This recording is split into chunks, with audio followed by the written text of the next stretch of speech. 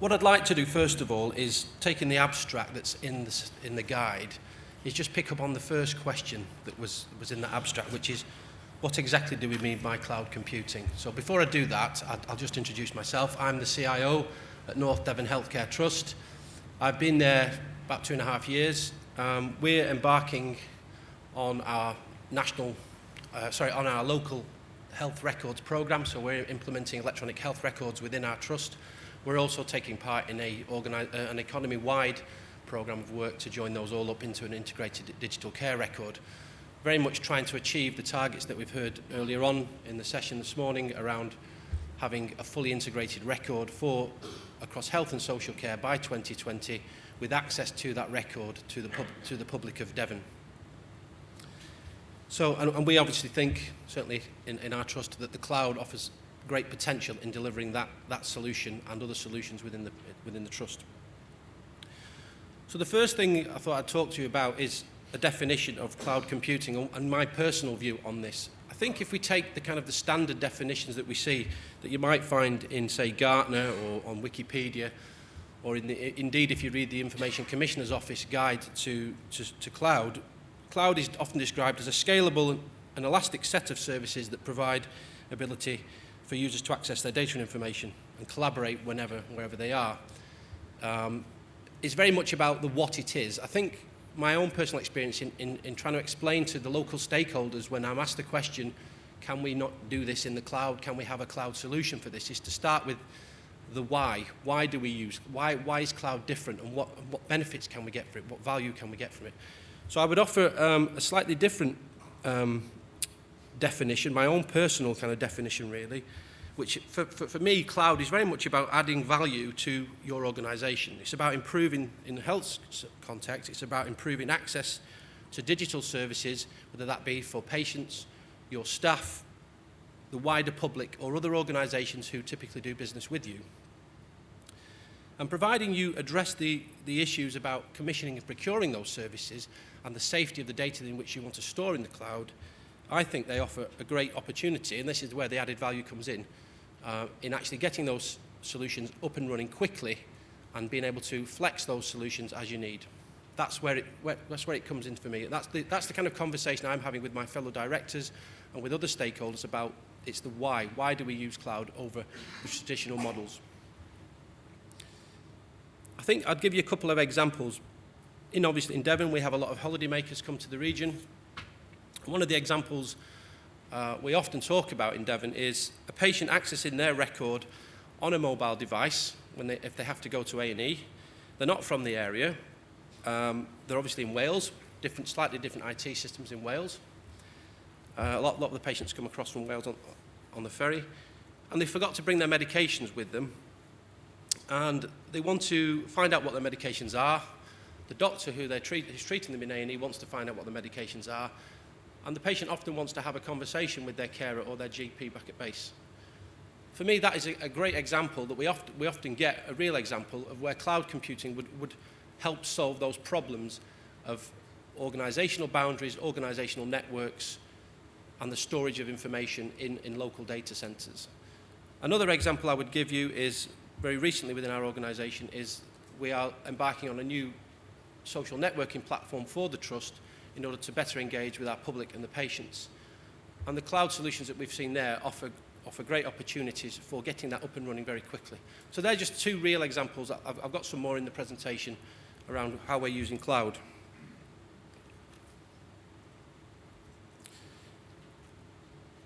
What I would say is having given you my view of the concept of cloud computing and the value of that, is to talk a bit about the context in which you would have those discussions and offer a framework that I've used in setting up a digital strategy for the organisation. So we're all in agreement that the NHS of the future is about improving integrated care around the patient. We've heard about personalised budgets. We've heard about bringing down the barriers between health and social care, all with a view to improving the quality of care for the public, improving patient safety and patient experience against the backdrop of great financial challenge within the NHS and other public sector bodies. What I like to do is when I'm having discussions around the solutions that we're looking to put in place in the organisation is to think about the digital strategy for the organisation. What services do we wish to offer in the future to meet those overall aims of the NHS? So what I tend to do is think about in two different ways. Effectively on the y-axis, have a discussion with stakeholders about what value are we trying to add by changing the service models that we're looking at, whether that be a clinical service or that be a service that is around the clinical support services. So that might be, for example, a back office service around HR or finance or other forms of IT. And two things come up. One is about can we improve our services in terms of improving decision making for the organisation, and can we improve the ways in which we work using technology such as cloud, change the way in which we work, reducing paper, improving workflow and collaboration. And what we try and do in having those discussions around cloud is to think about how that will add value both within the organisation and also outside the organisation. You may have come across this model before. It's from a publication called The Real Value of IT, and I think it's been developed by MIT. But what they try and do is break down those two forms of value of decision-making and improving the ways of working and force you to look at that both inside and outside the organisation. And you come up with effectively 4 boxes, which is, in terms of inside the organisation, it's about improving internal informing, providing information to improve operational decisions, optimising the way in which you work. In terms of external aspects, it's about embedding information into the services that you provide to your wider public and to other organisations that do business with you. And in terms of changing the ways of working, it's about reshaping, changing how patients and partner organisations interact with you and your services. So very much, if you are talking about your digital strategy and thinking about your digital strategy for your organisation, and you're considering cloud as a means of delivering that, is to think about what I've tended to do is think about the digital opportunities that presents.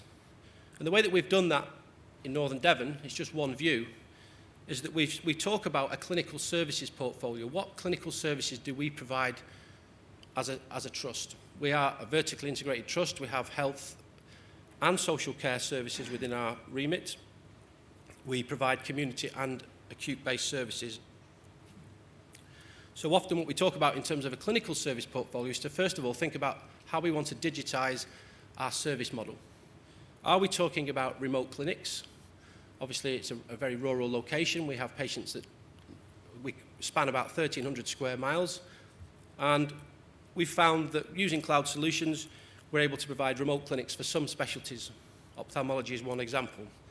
We're also starting to introduce patient consultations now, where patients can have consultations with consultants remotely over the network using cloud-based solutions.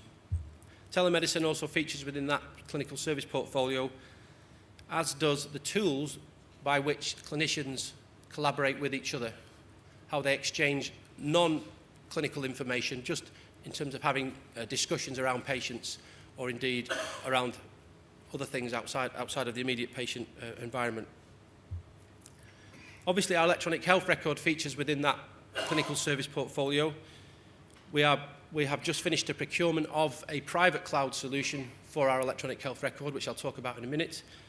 And also, in the wider context of the health economy, health and social care economy, we are working together with our partner organisations to develop that clinical portal and patient portal that spans multiple organisations.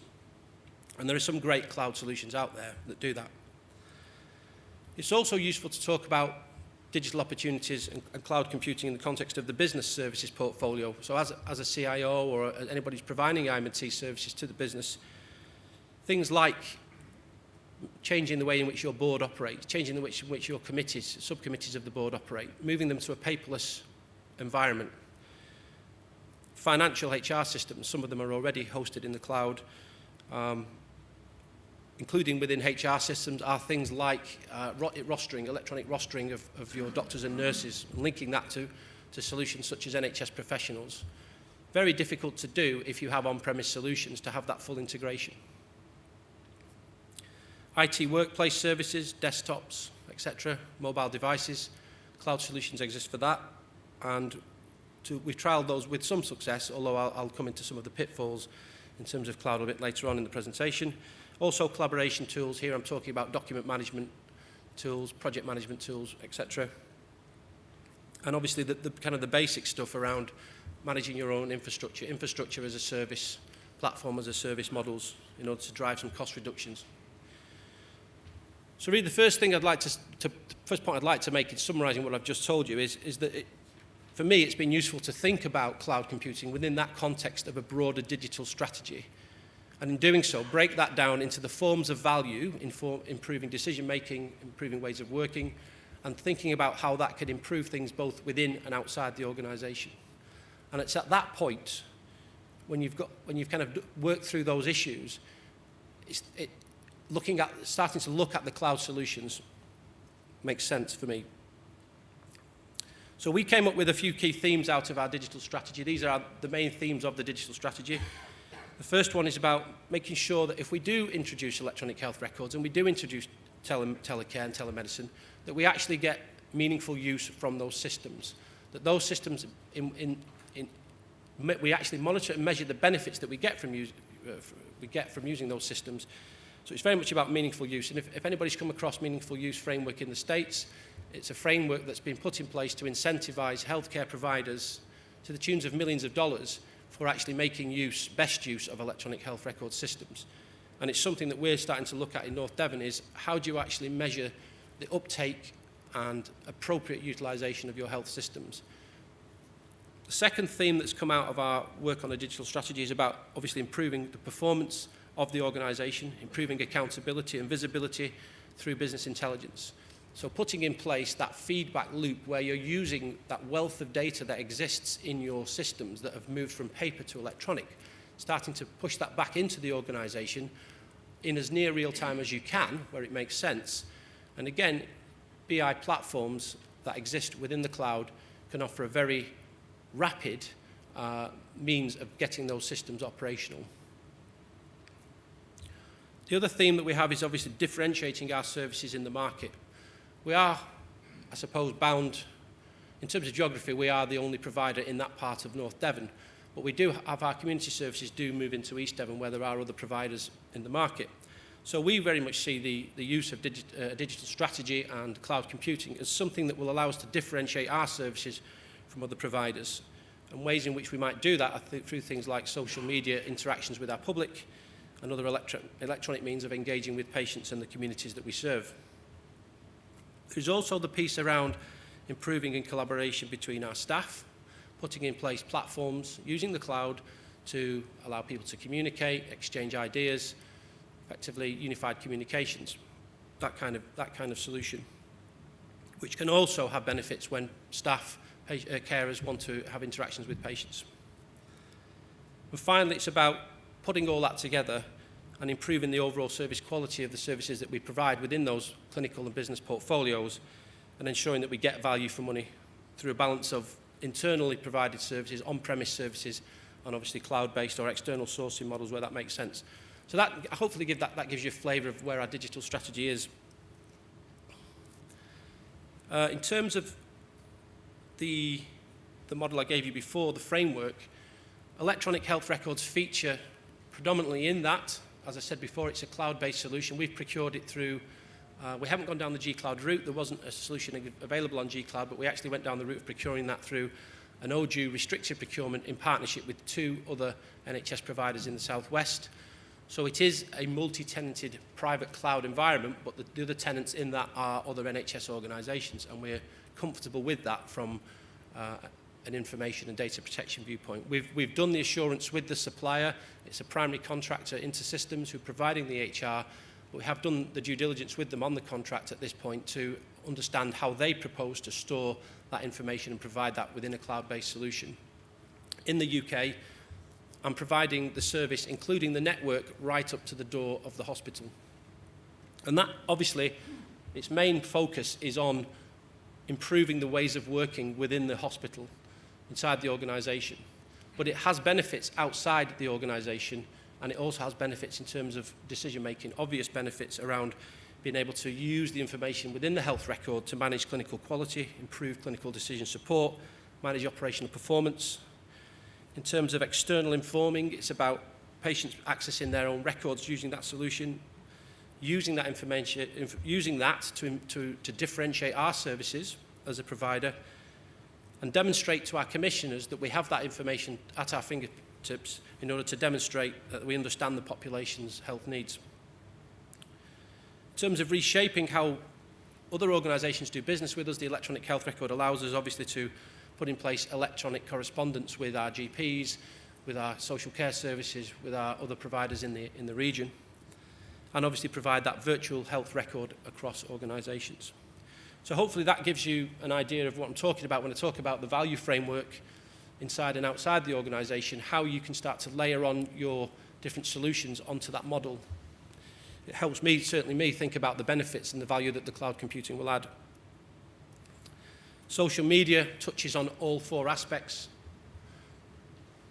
In terms of internal informing, it's empowering staff as advocates and critics for our services, promoting professional sharing of information. In terms of reshaping other organisations, it's about the way in which the media do interact with us, how the patients and the publics interact with us, and using it to protect and promote the brand of the trust.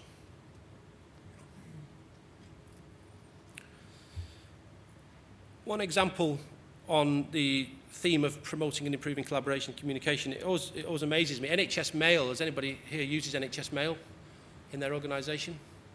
Does anybody have an in-house email solution? I mean, I find it quite remarkable that we're still in this day where we have a perfectly good enterprise cloud solution for mail that's been provided through a national contract that does pretty much what it needs to do. It's secure, etc. And that, for me, is a great example of a cloud solution that we should keep and we should build on. I know some organisations have issues with it. I can understand what some of the perspectives are.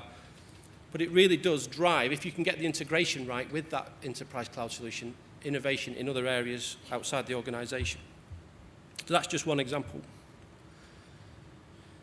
In terms of improving performance and transparency of the organisation, the business intelligence platforms that we've looked at about pulling information from our electronic health records, from our operational systems into a business intelligence platform for the organisation, we've found the cloud model to be suitable for that. We've found that we can flex the size of the data store, we can flex the number of users, and we can flex the depth of the analytics that we present back to the business using those types of cloud-based services.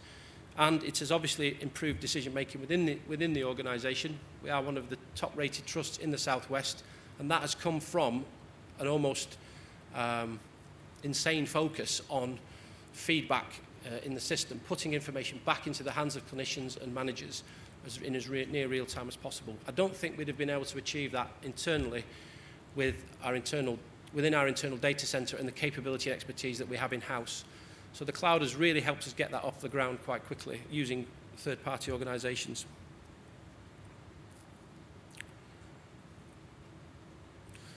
Just to wrap up really, I suppose, some of the design considerations that we try and take into account when we're considering cloud solutions, or any solutions for that matter, but particularly with the cloud solutions that we've looked at, is to try and involve patients as users, where they are users of those services, in the design of those services. And here I'm not talking about the technology, I'm talking about the design of the service that you want to digitise, whether that be a clinical service or a business service. Make sure that the user experience of that service is taken into account. How easy is it for the patient or the staff member to actually use that service? Will it be work on all their mobile devices, whether that be a trust device or their own device? Will it work on the NHS network? Will it work off the NHS network? And what are the issues around people actually authenticating in to get access to that data? Do they understand how to use the system? Can they use it safely and securely, so that they're not just, for example, sharing their information with everybody at the click of a button? Integration has been a challenge for us. In some cases, integrating cloud solutions with local on-premise solutions has been a challenge. We attempted to integrate a very good cloud-based solution that was used in microbiology to have almost social media type conversations around patients with our patient administration system in order to get a master patient index feed in. That proved quite difficult it proved quite difficult with the cloud supplier in terms of getting those interfaces working properly. It took a lot longer than we expected. So a word of warning really is to really understand what integration capabilities your cloud provider has. Do they have open APIs within their solutions that you can use and access, and equally will they work with your other systems that you want to integrate? Regulation and data governance is an obvious one. Where is your information stored? It will typically be any kind of contract that you put in place for access to your data will be trumped by the local laws of the country in which that data is going to reside. So it's very important that you understand whether that's in the UK or in the EU, or if it's outside the EU, does it conform to the Safe Harbour Act? Are you comfortable with the Safe Harbour Act, etc.? The Information Commissioner's Office has a great guide on the use of cloud computing that talks about a lot of these issues in more detail, and that was proved quite useful for us. One thing I would say about security and governance, I found it quite difficult having the discussions with my own IT teams to convince them of the benefits of cloud. I obviously saw that as a threat to their own livelihoods, and often the response was, the cloud, what do you mean by the cloud? It's not safe, wouldn't put information in there. Interestingly, we were a pilot trust in the Health and Social Care Information Centre's penetration testing pilot that's been done recently. We found security issues in our own systems that actually, if I'd have had those in a cloud provider, I'd have been worried about. So we've fixed them. So it's not always the case. There are many perceptions out there about the safety of cloud. I would say make sure that your own house is in order and that you are as secure as you think you are versus the cloud. And I think if you start to look at what your own data centers, etc., you'll find in many cases that there are loopholes within that probably you wouldn't expect a cloud provider to have. So when I see cloud providers offering ISO 27001, that gives me some reassurance. I know that if I was to get the auditors in tomorrow to look at our own data center, we probably wouldn't meet those standards. So I just think it's a bit of a myth, really. It's often bandied around. In terms of SLAs with your cloud provider, very important that you hopefully use the correct broker of cloud services to make sure you get your SLAs right. Make sure that you've gone through the diligence with those contracts to ensure that you know everything that you need to know about where the data's stored, how do you exit from that contract, how do you get your data back out, etc. So to wrap up, I'd say that the takeaway messages for me would be you should always consider cloud within the context of your digital strategy. You need that digital strategy to frame the discussion. Consider the value propositions of cloud, the perspectives both inside and outside the organisation, and work with your users to understand their needs. I've already talked about the different views from a CIO's perspective. You can view cloud as a provider. You can take the view that you can think of the cloud as a provider of services to the business, whether that be private or public, or you could yourselves be a consumer of cloud services as a CIO in terms of infrastructure.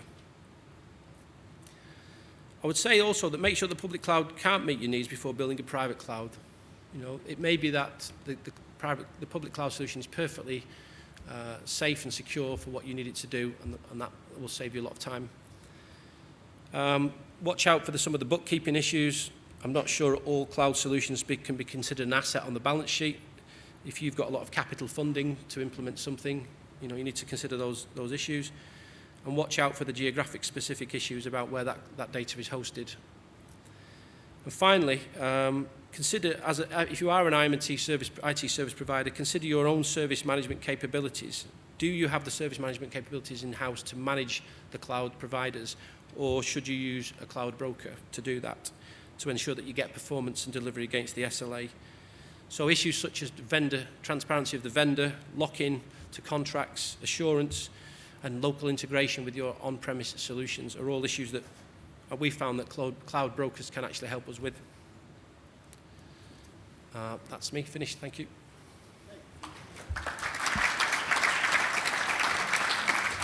Thank you. Do you want to come and take a seat over here? And we'll see if we've got some questions on the floor. One of the things I wanted to ask you just to start with is, you didn't mention there, I don't think, unless I missed it, anything about G-Cloud or about the cloud store or the digital marketplaces now. Have you used that at all, or have you done all your procurement outside of that framework? We've got one procurement at the moment that we are looking at doing that through, which is a system to record vital signs at the bedside of patients and have that available to all doctors and nurses, and so for escalations. That we are looking at a G-Cloud, but that would be the first. The main one we've done recently is the EHR itself, but it wasn't available. That kind of solution wasn't available on G-Cloud. Do you think, I mean, you alluded to sort of security concerns and data privacy concerns, and perhaps, you know, there has been, up till now, perhaps a degree of conservatism with a small c amongst a lot of IT professionals in the healthcare sector. Is that kind of breaking down a bit now with cloud? Are we getting it now? I think if there's one way in which you want to slow down your project is to hand it to IG and say, we've got a cloud solution here, we'd like you to look at it. We still find that, you know, that kind of response initially. You want to put data in the cloud, but I would hope that that's changing. I think, you know, the lessons we've learned from the Health and Social Care Information Centre pen testing that we had, we've probably just got as many issues within our local data centre. You shouldn't just write off cloud on the basis that it isn't as good. In many cases, it's better. And I think if you look for those assurances, at the end of the day, it should be a business decision. You should do the risk assessment and let the business take a view on it, rather than it be an IT-led or an information governance-led decision on whether you should do it or not. One of the things I'm sure that Tony Singleton will be talking about later on is the need for more sort of evangelism, more kind of communication of the benefits of cloud. So sessions like this are extremely useful. Do you think you're getting enough, or does the healthcare sector get enough guidance from the centre about the benefits of cloud computing? I think my own personal view is that we've had to go looking for that. I think that's changing more with NHS England's view on things like open source models and open APIs. So obviously that's not directly talking about cloud, but there are connotations in there about some of the issues that you have with cloud providers. I think having gone through the recent pain of submitting technology fund bids, we've still not heard on some of those, it would be nice if we can see some sharing of the benefits cases that have gone into the centre for all these funding schemes, and where people are having to submit benefit profiles now. I think that needs to be shared with organisations, because otherwise you just have local industries looking at benefits tracking. Does anybody else have any questions for Mike?